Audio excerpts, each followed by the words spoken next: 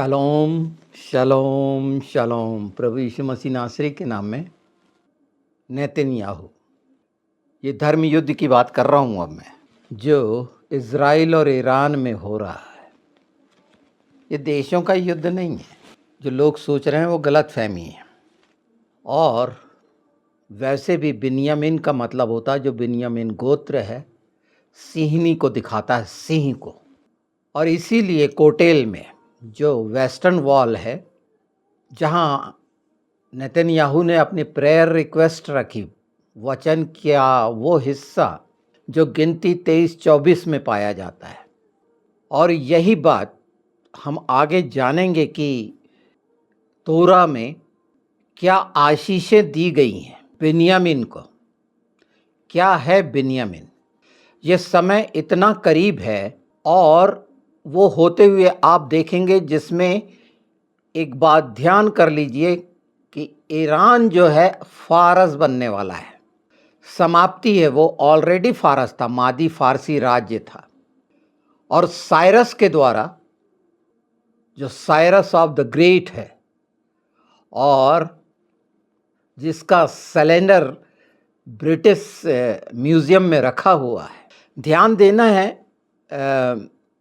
मैं जानता हूँ कि मनुष्य का ज्ञान इतना ज़्यादा बढ़ गया है कि वो अपनी कल्पनाएं और अपना एनालिसिस, और आजकल तो एआई है, तो उसका उपयोग करके बहुत सारी गलत फहमियों का शिकार होते हैं और अंदाज लगाते रहते हैं। चलिए, इस बहाने उनके खर्च चल रहे हैं, पर आज ये जान लेना सबको ज़रूरी है, उन्हें भी जो अंदाज लगाते हैं कि बाइबल की सच्चाई जो भविष्यवाणी में व्यक्त की गई है वो हर जगह क्यों सच है। हालांकि इनकार करने वाले बिल्कुल कोई दिक्कत नहीं, पर सच तो एक दिन मानना पड़ेगा। तो आज उसमें से कुछ सच सुन लीजिए। और ये पहला सच जो आप देख रहे हैं, घटनाक्रम इज़राइल और ईरान का, वो इस्लामिक देश रहेगा ही नहीं, पहली बात, क्योंकि उसका फारस बनना जरूरी है। जब वो फारस बनेगा तभी तो गोग मगोग होगा। ये यहूदी लोग भी बहुत अच्छे से जानते हैं, क्रिश्चियन लोग भी बहुत अच्छे से जानते हैं। ये निश्चित है कि सबसे ज़्यादा बेदारी ईरान में है, जहाँ लोग क्रिश्चियन हो रहे हैं, मसीहत को स्वीकार कर रहे हैं। पर आज मैं भविष्यवाणी के उस दिशा में आपका ध्यान दिला देता हूँ जो सच किस तरह से हुई और हो रही है। तो जो मैं गिनती 23-24 की बात कर रहा हूँ, ये बिलाम और बराक, जो आपने कहानी सुनी है श्राप देने की, कि श्राप दिलवाना चाहता था वो, पर आशीष का कारण बन गया इज़राइल के लिए। तो जो बिलाम था वो चाहता था कि वो श्राप दे बालाक के कहने से, बालाक जो वहाँ का राजा था। फिर अच्छे से समझ लीजिए, इस नाम के अर्थ भी हैं। बिलाम कोई इज़राइली नहीं था, भविष्यवक्ता था, पर इज़राइली नहीं था। और इसमें एक गधे की भी कहानी आई है।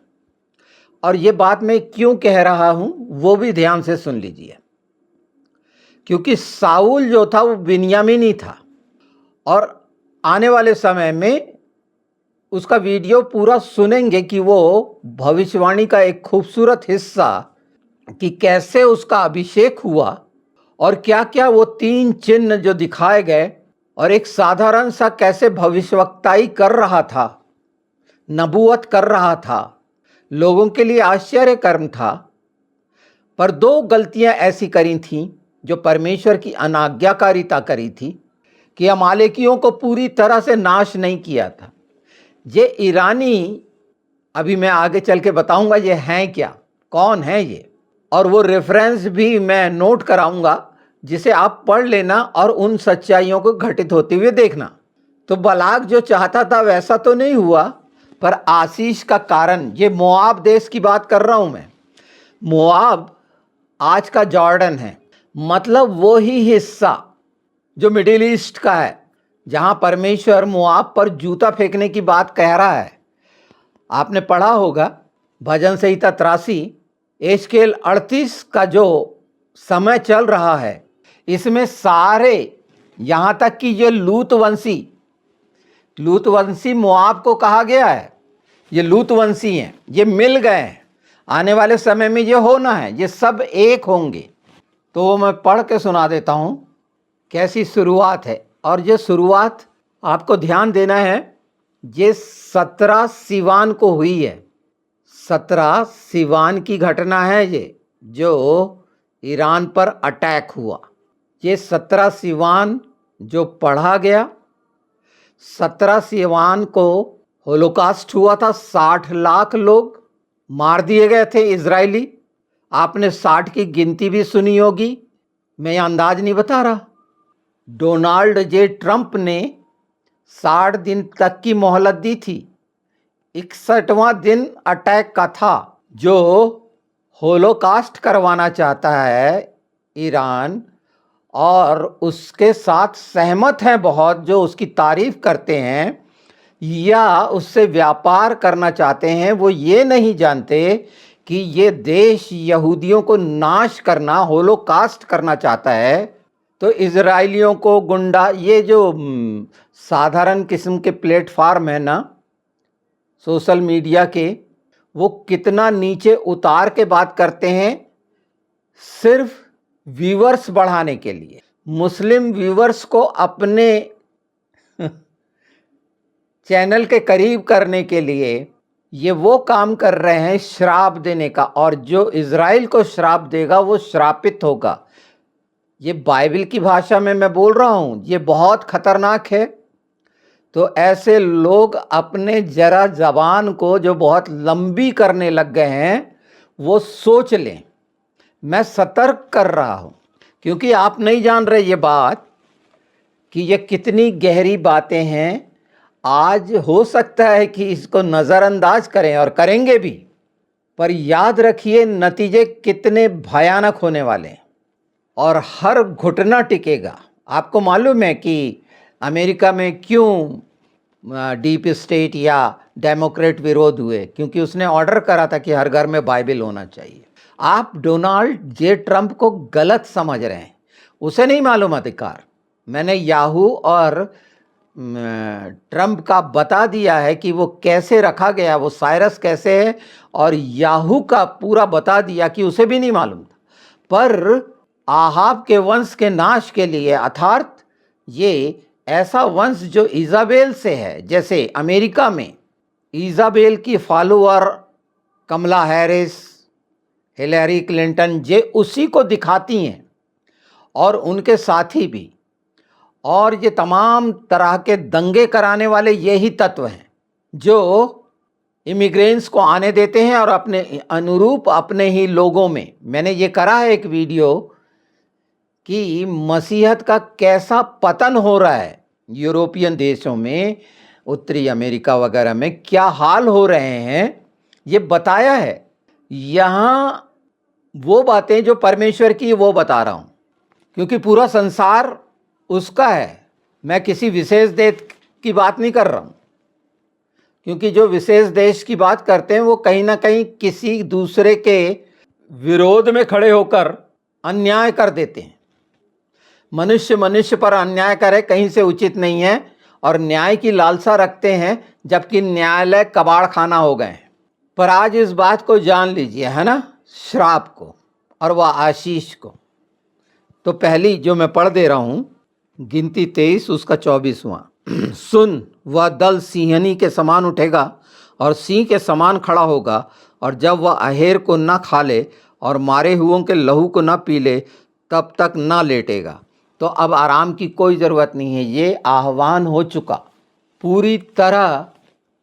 वहाँ जैसे पिता अब्बा यहोवा ने वादा किया है कि आग से रक्षा करेगा, और आग से रक्षा परमेश्वर कर रहा है। लोग गलतफहमी में कि उसका एरो सिस्टम, आयरन डोम, जो एयर स्पेस पे सहायता का, ये हिकमत दी है परमेश्वर, ये यहूदियों के पास क्यों है? वो सब जो उसका विरोध करते हैं वो भी तारीफ करते हैं। हर चीज की वो क्यों बुद्धिमान है? तो उसके लिए मैं तोरा की वो सच्चाइयां बता रहा हूं जिसको हर यहूदी मानता है और उसी के अनुरूप उनकी विजय होती है, क्योंकि विजय परमेश्वर दिलाता है, संसार का बनाने वाला, और कोई दूसरा नहीं दिला सकता। ये सच्चाई को आपको मानना पड़ेगा, जबरदस्ती नहीं, सच्चाई देखकर।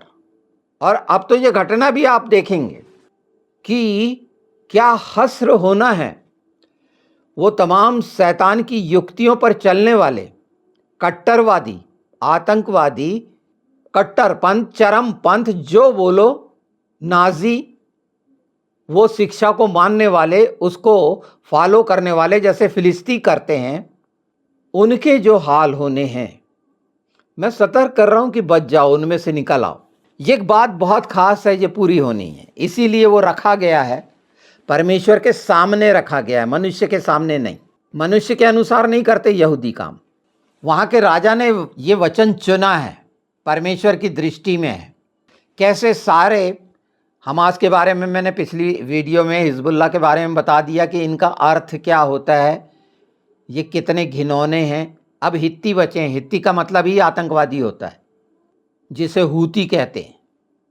ये लोगों को नहीं मालूम, हिब्रू उनको जानना और पढ़ना पड़ेगा कि इसके क्या अर्थ हैं और अर्थ के अनुरूप उनके परिणाम हैं, क्यों उनके ऐसे अर्थ रखे गए। जैसे अमालेकी ये फिलिस्तीनी, ये एदोमी, जो ईरानियन, ये सारे अमालेकी हैं। आगे और पता चलेगा कि ये क्या क्या हैं। ईरान है क्या, तो ये होली वार है। और अगर भविष्यवाणी जानना चाहते हैं ना, जो उत्पत्ति में लिखी हुई है, तो निकाल के पढ़िए, मैं भी पढ़ देता हूँ। 49 का 27 उत्पत्ति, जेनेसिस। बिन्यामीन फाड़ने वाला भेड़िया है, सवेरे तो वह अहेर भक्षण करेगा और सांझ को लूट बांट लेगा। सारे संसार को समझ लीजिए, यहूदी ही कंट्रोल करते हैं। जानते हैं, आप सब जानते हैं, हर जगह जितने इन्वेंशन बड़े बड़े, ज़्यादा मेरे को बताने की ज़रूरत नहीं है। यहूदी का मतलब ही होता है आराधना, प्रेजिंग करने वाला। बिन्यामीन लड़ाई का प्रतीक है। नेतन्याहू के बड़े भाई का देखे थे ना, कैसे किडनैपर से छुड़ा के ले आया था, जो हाईजैक हुआ था प्लेन। तो यहाँ आत्मिक शिकार भी होना है, शैतान का नाश होना है। और देखे हैं धीरे धीरे, जैसे साफ हुआ, गाज़ा साफ हुआ, इराक साफ हुआ, ये सब धीरे धीरे सऊदी अरब कैसे बदलता जा रहा है।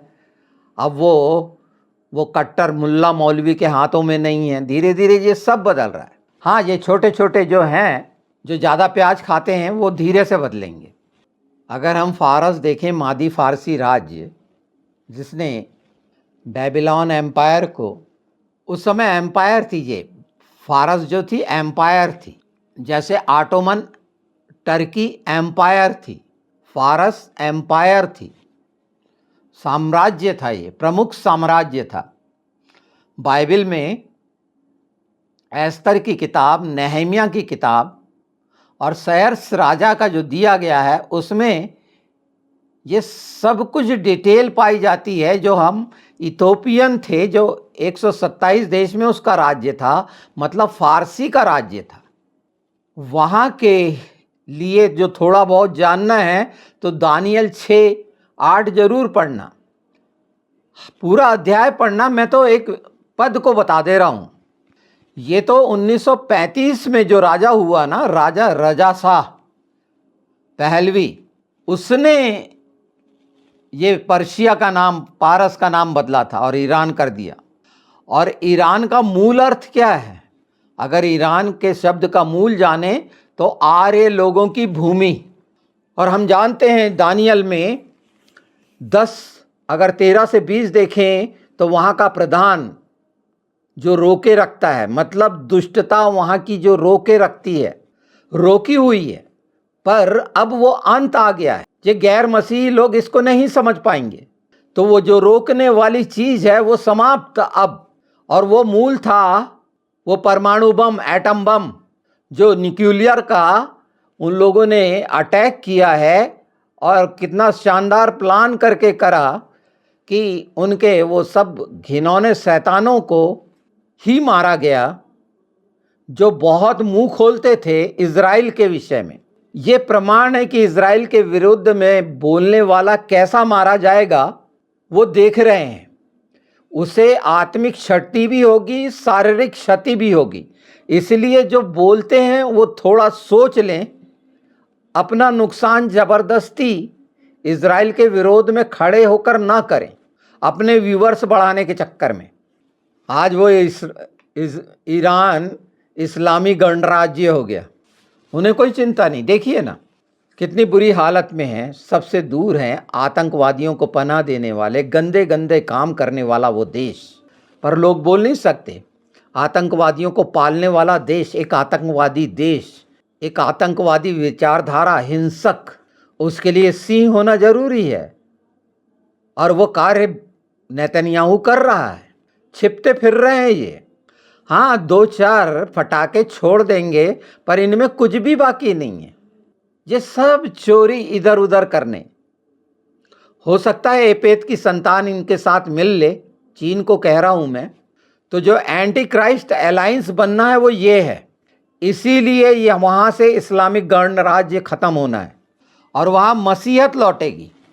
तो नोट करिए, यशायाह 44:28, यशायाह 45:1, जो साइरस ऑफ द ग्रेट जो है, साइरस द ग्रेट, कोरेश राजा, इसके बारे में आपको जानकारी मिलेगी। तो वो चरवाहा परमेश्वर की इच्छा पूरी कर रहा है। ये भी नहीं आएगा समझ में, क्योंकि आप ट्रंप विरोधी हैं। अभिषेक हुआ है, वो बचा है। अभिषेक के बारे में मैंने बताया है, अभी आगे वीडियो में सुनेंगे। ये वीडियो को विशेष अलग से रख लेना कि कुछ ही समय में जो बातें पूरी कही गई हैं वचन की, वो कैसे कैसे पूरी होंगी, इसे जानकर आप और विश्वास में मजबूत होंगे अंतिम समय के लिए। तो हो सकता है 21 दिन का कार्यक्रम चले, गिनती करना। तो दानियल को याद करना और प्रधान को याद करना फारस के लिए। यही वो है जो, यही फारसी राजा जो था, यरूशलेम के मंदिर का निर्माण कराया था, साइरस। और ये निर्माण होना है। निर्माण की जो बात कर रहे हैं ना, तो ये होना जरूरी था। बहुत जल्दी निर्माण होगा। जैसे यरूशलेम राजधानी बना के रख दी गई, अब कुछ लोग जो इज़राइल विरोधी हैं उसको वो नहीं मान सकते, पर ये सच्चाई कि वहाँ मंदिर भी ट्रंप के द्वारा ही आप देखेंगे कि जो होने वाला है। गाज़ा के बारे में तो आप मजाक उड़ा सकते हैं, पर ये 61वां दिन भी याद रखिए, होलोकास्ट का 60वां दिन। ये खुद ट्रंप को नहीं मालूम होगा, नेतन्याहू को भी नहीं मालूम होगा। परमेश्वर की योजनाएं जो बाइबल में हैं, जो आपके सामने प्रकट हो रही हैं, पवित्र आत्मा के द्वारा हैं। तो ये जो विरोधी गठबंधन होगा, ये एजकेल 38:5 देख लेना आप। तो ये कूश और पूत फारस के साथ होंगे। पहले ये ईरान को तो बदल जाने दीजिए, वहाँ ख़त्म तो हो जाने दीजिए वहाँ की जितनी कुछ है। जैसे 79 में था, उस अवस्था में पहुँचने दीजिए उसे। और वहाँ जो मसीहत है उन्हें ये मालूम होना चाहिए। आप में से कोई अगर इस तरह से जुड़ा है तो ये शेयर कर देना, ये सच्चाइयाँ उनको मालूम होना चाहिए और उनके बीच में कि अब क्या हो रहा है।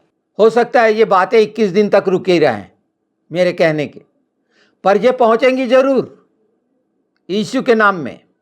और वैसे भी बेंजामिन नेतन्याहू ने बोल दिया है कि हमें तुमसे कोई तकलीफ नहीं है। वो जानता है ये फारसी लोग हैं जिनको जबरदस्ती इस्लाम में लाया गया। इंडिया के अंदर भी जबरदस्ती की गई। हर जगह ये आतंक के जोर पर, तलवार के जोर पर जो चीज़ फैली है वो नाश होगी।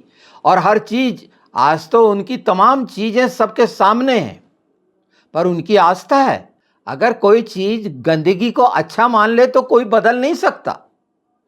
वो अपने आप में स्वतंत्र है। यहाँ मैं बदलने के लिए नहीं किसी को कह रहा। बदलने वाला तो परमेश्वर है, नाश करने वाला परमेश्वर है। जिसको नाश होना है वो नाश होगा। चुनाव तो मनुष्य को करना है, क्योंकि मनुष्य स्वतंत्र है। और अगर कोई धर्म किसी को बांध कर गुलाम बनाता है तो वो धर्म कैसा? आज ईरान की सारी चीज़ें, लीडरशिप ख़त्म हो चुकी है, टॉप जितने थे, आर्थिक स्थिति में बर्बाद है, वो दिखाने के दांत हैं। वहाँ के नेता जितने थे सब मर गए। बहुत अच्छी बात कही गई है यशायाह 21 में और यिर्मयाह 49 में। 34 से पढ़िएगा, पढ़ देता हूँ मैं, कुछ कुछ तो पढ़ देता हूँ। आज मैं विषय से अलग बोल रहा हूँ क्योंकि मुझे जो अभी मैं रिकॉर्ड कर रहा था वो उसके बारे में रेवलेशन था। बताया मैंने, साउल राजा का जो अभिषेक, लोगों ने राजा मांगा तो परमेश्वर ने बोल दिया था। और आज सारे संसार में राजा मांगने का नतीजा देख रहे हैं कि वो गुलाम कैसे बनाता है। चाहे राजनीति में जो सबसे ज़्यादा प्रधान, जो भी राष्ट्राध्यक्ष हो जिस भी देश का, तो वो अत्याचार करता है अपनी जनता पे, वो अपने लोगों पर। तो ये पहले कह दिया गया था, लोगों ने जब मांगते हैं, और उसमें मैंने बताया है, हाँ वो आपको देखने को मिलेगा, उसके 2-3 पार्ट होंगे, धीरे धीरे सुनिएगा। पर ये सच्चाइयाँ उसकी कैसे पूरी हो रही हैं, इससे कैसे मिलती हैं, ये भी आपको समझ में आ जाएगा। इसे 34 से पढ़ना आप, यिर्मयाह 34 से पढ़ना। ये ईरान के बारे में है, जिसे एलाम कहा गया है। ये एलाम प्रांत था। अंत के समय में परमेश्वर इसकी सुधि लेगा, जैसे मिस्र की इन्हें लौटा ले आएगा, क्योंकि वहाँ मसीहत हो जाएगी। ये वहाँ ना इस्लाम रहेगा ना फारसी रहेंगे। फारसी तो वहाँ है ही नहीं, वो कन्वर्ट होके अब मसीहत में आ गए। वो फारसी लोग थे, अब वो वापस होने का समय है उनका, क्योंकि ये तो नाश होंगे गोग मगोग में। ईरानी से मतलब फारसी, जितनी इनकी शक्ति सब खत्म हो जाएगी, क्योंकि परमेश्वर ने कहा मैं उनकी तमाम चीज़ें तोड़ दूंगा, उसके धनुष को तोड़ दूंगा, उसकी जो कुर्सी लगी है ना उसको हटा दूंगा, कहा गया है। यह आप पूरा अध्याय पढ़ेंगे तो एलाम के बारे में अच्छे से जान जाएंगे, मतलब ईरान के बारे में जान जाएंगे। ये जान लेना बहुत ज़रूरी है। बहुत बुद्धिमान है हमारे देश के, थोड़ा सा इस तरफ नज़र करिए ना, आपकी बुद्धिमानी का बहुत सदुपयोग होगा परमेश्वर के राज्य के लिए। आप सब परमेश्वर सृष्टि रचयिता को मानते हैं, ठीक है, अभी आस्थाओं में कुछ कुछ कर रहे हैं, ठीक है, कुछ कुछ बन गए हैं, ये आपकी स्वतंत्रता है। पर सच्चाई आप जानना चाहते हैं ना, और आपके लिए बहुत जल्दी ये सारा कुछ सामने आएगा, क्योंकि आप सच जानना चाहते हैं। और आज जो अनंत जीवन सत्य प्रकाश चैनल से आप सुन रहे हैं, इसकी तमाम बात आपको सच मिलेंगी। अगर इसका एनालिसिस करेंगे तो आप आश्चर्यचकित हो जाएंगे। कुर्सी हटा दूंगा बोला है, ये हटने वाली है यीशु के नाम में। 36, 37 पढ़ लेना, 49 का, यिर्मयाह का। जो घोषणा करी है नेतन्याहू ने, वो होशे 6:1 में देखना, ये वचन पूरा होगा। जब ये पूरे लोग सुनेंगे और यहोवा की तरफ फिरेंगे, ये होना है यीशु के नाम में। एक नया फारस, आत्मिक उद्धार पाया हुआ, पुनरुद्धार पाया हुआ, उसका उद्धार होना है। इस्लाम का अंधकार वहाँ से नाश होना है। इसलिए ये आत्मिक लड़ाई है। इस युद्ध में विनाश भी दिखेगा, आशा भी दिखेगी आपको, और शांति भी दिखेगी इसके बाद। और जैसे ही ये वापसी होती है, ये बहुत जल्दी होनी है, ज़्यादा समय नहीं लगना है। और वैसे ही मंदिर का निर्माण भी शुरू होना है, ये भी देख लीजिएगा। और जैसे मैंने 17 सिवान का बताया, बाइबल का कैलेंडर, परमेश्वर का कैलेंडर की वो तारीख हैं याद रखी जाने के लिए, क्योंकि महत्वपूर्ण है वो तारीख में। सबसे मुख्य यीशु ही तो है, जो तारीखी है, जो याद दिलाता है मेरे से पहले और मेरे से बाद। तो ये मान के चलिए, ये जो 17 सिवान है, एक आत्मिक जागृति की तारीख है। आत्मिक जागृति से जुड़ा है, विद्रोह से जुड़ा है। विद्रोह देखेंगे आप बहुत जल्दी, कोई प्लान नहीं करना पड़ेगा, ईरान में विद्रोह कर देंगे वहाँ के लोग। ये राष्ट्रीय उभार होना है।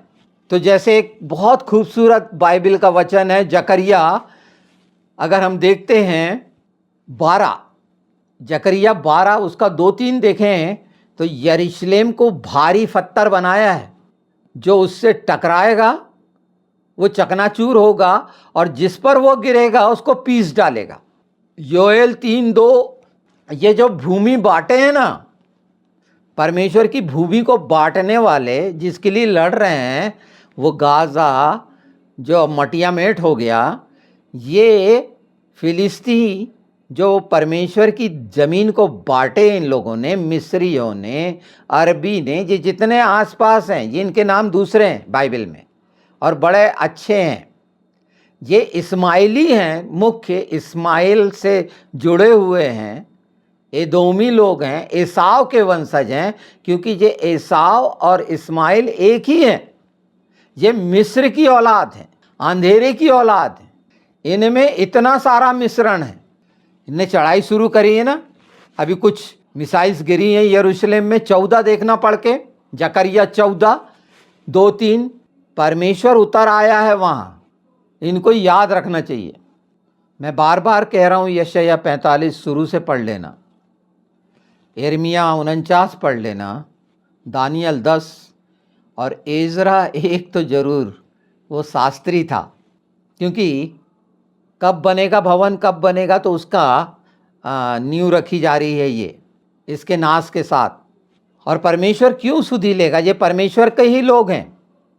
मैं इनको, इस्लाम को नहीं कह रहा हूँ, मिस्रियों को, जो यशायाह 19 अगर हम देखते हैं 23-25, ये सब नोट करके ज़रूर पढ़ना आप। ये मिस्र, असुर और इज़राइल ये परमेश्वर के हैं। अशूरी आप देखें ना, बेबीलोन का नबूकदनेस्सर को इस्तेमाल किया परमेश्वर ने, फ़िरौन को इस्तेमाल किया मिस्र में। जो फ़िरौन था वो कौन, क्या था? जिसने गुलाम बना रखा था। वैसे मिस्र को हाम का देश भी कहा जाता है, शेम, हाम और एपेत, नूह के तीनों पुत्र। और चीन जो छोटी आंख वाले बोलते हैं, वो एपेत की संतान है। ये बातें इनके सामने नहीं आएंगी, क्योंकि इनने बाइबल का विरोध किए हैं। सोचते हैं मजाक है, और शैतान कितना बहकाया हुआ है ये बुद्धिमान लोगों को सोचिए। और जिनने बाइबल पढ़ लिया वो सच के करीब पहुंचने लगता है, प्रकाश के। तो ये दुष्ट राष्ट्रों का टकराव जो प्रकाशित वाक्य 13 से 17 में है, 13 और 17 में है, ये आपको पढ़ना चाहिए और इनको पहचानना चाहिए। ये दुष्ट राष्ट्रों को, राष्ट्रों का चरित्र अगर जानना है ऐसे दुष्ट राष्ट्रों का, तो दानियल 2 और 7 बहुत स्पष्ट दिखाता है। इनके चरित्र को आराम से पहचान सकते हैं, पूरे संसार के राष्ट्रों के चरित्र को। और सब मिलके जो साजिश करने वाले हैं वो भजन संहिता 83 में। जैसे अंत हुआ था यशायाह 21 में बाबुल और फारस का, वैसे ही ये ईरान का अंत जो मत्ती 24 में बताया गया। अब नया नियम में आ जाते हैं थोड़ा सा, और लूका 21 में बताया गया है। और भयानक हलचल होनी है, अकाल होने, भूकंप आ ही रहे हैं। अब तो वो परमाणु नीचे नीचे बम फटेंगे और भूकंप चलते रहेंगे। रेडिएशन वगैरह जो होना है वो अलग होगा। बहुत सारी चीज़ें बड़े उच्च स्तर पर होंगी जो समझ में भी नहीं आएंगी। बहुत बड़ी बड़ी धोखेबाजी होंगी। धोखेबाजों को जिस तरीके से है, परमेश्वर बोलता है सीधों के साथ सीधा हूँ, पर जो टेढ़े हैं उनके साथ मैं तिरछा चलता हूँ। तो ये टेढ़े जो हैं ईरानियन जैसे देखिए आप ट्रंप और नेतन्याहू कैसे तिरछे चलते हैं, पता भी नहीं चलता उनको। एक तरफ समझौते के लिए कुछ कुछ होता रहता है कि हाँ वो हो जाएगा, और दूसरी तरफ इतने मूर्ख हैं ये। आईडीएफ जो है बिन्यामीन की पहचान है। फारस जो नाश होगा वो परमेश्वर की योजना के तहत होगा, इजराइलियों द्वारा नहीं, ये भी याद रखें। और ये जो रूस है वो ईरान के साथ तो जाना ही है। गोग मगोग, रोश वगैरह, मेशक, ये रूस ही है, उसकी मानसिकता। तो ये एक तरफ होना है, ये चाइनीज़ वगैरह सब साथ में होंगे। तो फारस में जागृति आना है यीशु के नाम में, और वहाँ पूरी पूरी उद्धार की जो आशा रखी गई है वो पूरी होगी यीशु के नाम में, जो होशे 6 में कहा गया है। इस युद्ध के मजे लीजिए किस किस तरह से परमेश्वर समझ और ज्ञान देता है। वो छोटे मोट पटाखे तो ये, पर इनके होते देखना कि ये कैसे कैसी बातें करते हैं। और इस समय चेक करना ना कि कितनी झूठी चीज़ें परोसी जाती हैं, बताई जाती हैं। कैसा है शैतान, है ना।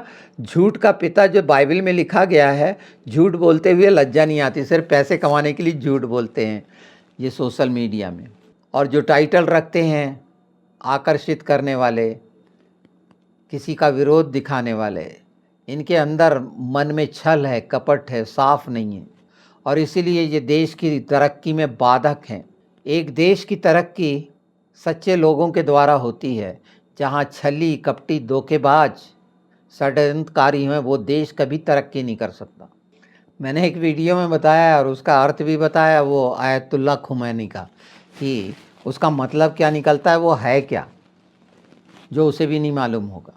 तो ये पहला भाग है इसका, कितने भाग होंगे मैं नहीं जानता, पर मुझे ये तो आपके सामने रखना था क्योंकि ये पूरी होनी है यीशु के नाम में। ये बात, सब बातें, मुख्य बात बदलना है सारा कुछ। हाँ, नेतन्याहू के साथ क्या होगा ये मैं बताऊंगा, क्योंकि साउल में आप सुनेंगे कि वहाँ कैसा कैसे है और कौन कौन से चिन्ह हैं, वो कैसे प्रभु यीशु के समय में प्रकट दिखते हैं और आज के समय में क्या दिखते हैं, ये भी आप जानेंगे वचन के द्वारा। तो सुनते रहिए और इस बात को आपकी आत्मा अगर गवाही देती है तो आगे पहुंचाइए। आगे क्या पहुंचाइए, आप खड़े होकर अपना मुंह खोलना शुरू करिए, पढ़कर बाइबल पढ़ें और बोलना शुरू करें यीशु के नाम में सच्चाई। पवित्र आत्मा आपकी मदद करेंगे। परमेश्वर के राज्य की महिमा करना है इसमें हम बुद्धिमान नहीं हो गए। जितनी बातें मैंने आपको बताई वो बाइबल की पवित्र आत्मा के द्वारा अगर मुझे नहीं बताई जाती तो मैं नहीं जानता।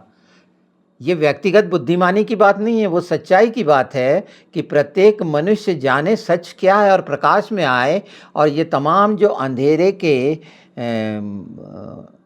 तरफ से आंख मूंद लिया है, फिर भी मनुष्य इतना खूबसूरत है, अंदर से भला है कि वो सोचता है नहीं नहीं नहीं, पर धोखा धोखा धोखा होते चले जाता है।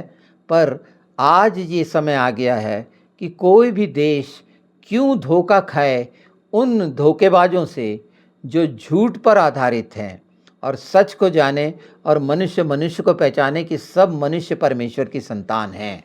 बहुत शौक है ईरान को परमाणु बम रखने का, उसको परमाणु बम बनाकर दे दो ना, अमेरिका को दे देना चाहिए कि ले रख ले, तेरे पास परमाणु बम रहे, तेरे पे कोई अटैक नहीं करेगा। वो अपनी सुरक्षा की बात कर, पर उसके अंदर तो खोट है। वो यहूदियों को इस्लाम की शिक्षा है ना, तभी तो उसे नहीं मालूम कि वो बदल रहा है फारस में। अब ठीक है, बहुत लंबा हो रहा है, फिर मिलते हैं। शलोम।